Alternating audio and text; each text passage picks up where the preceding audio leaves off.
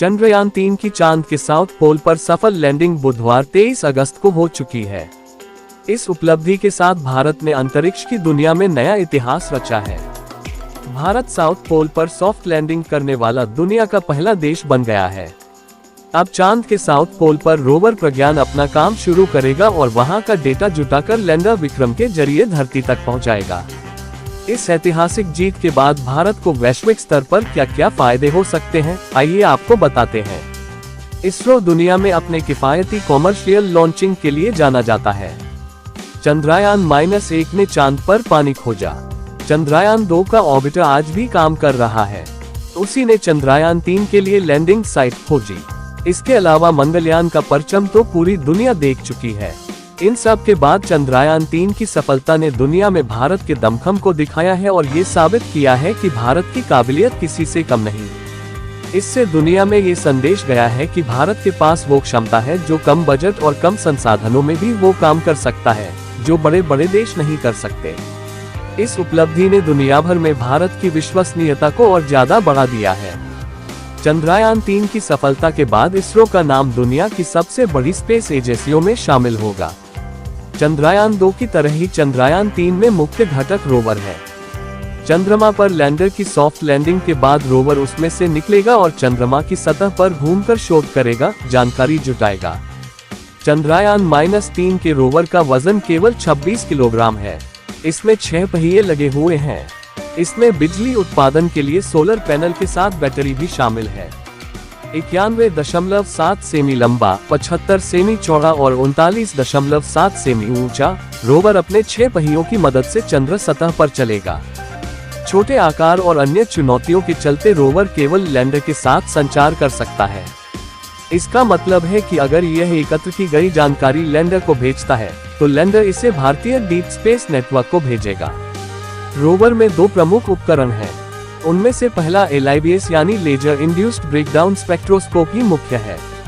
यह एक अत्याधुनिक विधि है जिसका उपयोग किसी स्थान पर तत्वों और उनके गुणों की पहचान करने के लिए किया जाता है।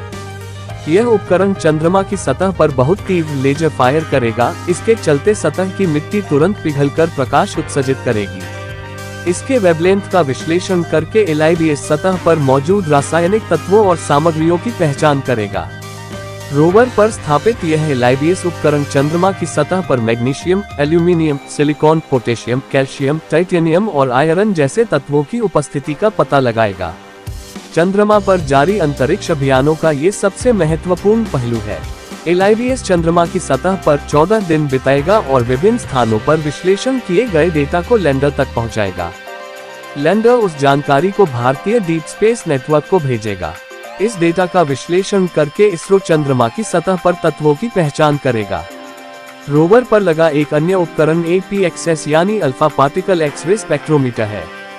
ये चंद्रमा की सतह पर मिट्टी और चट्टानों में प्रचुर मात्रा में रासायनिक यौगिकों का पता लगाएगा। ये चंद्रमा की सतह और उसकी मिट्टी के बारे में हमारी समझ को बढ़ाकर भविष्य के प्रयोगों को और अधिक तेजी से आगे बढ़ाने का रास्ता तैयार करेगा। ऐसा ही एक उपकरण नासा के मंगल ग्रह पर भेजे गए क्यूरियोसिटी जैसे रोवर्स में भी लगाया गया था।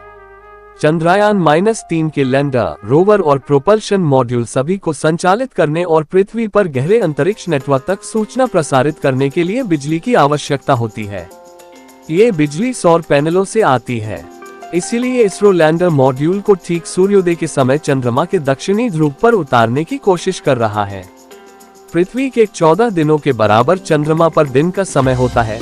इसके बाद 14 दिनों तक रात का समय होता है। ऐसे में स्पष्ट है कि चंद्रमा की सतह पर दिन के दौरान लैंडर और रोवर्स को सौर ऊर्जा मिलेगी जो पृथ्वी के मुताबिक 14 दिनों का समय होगा।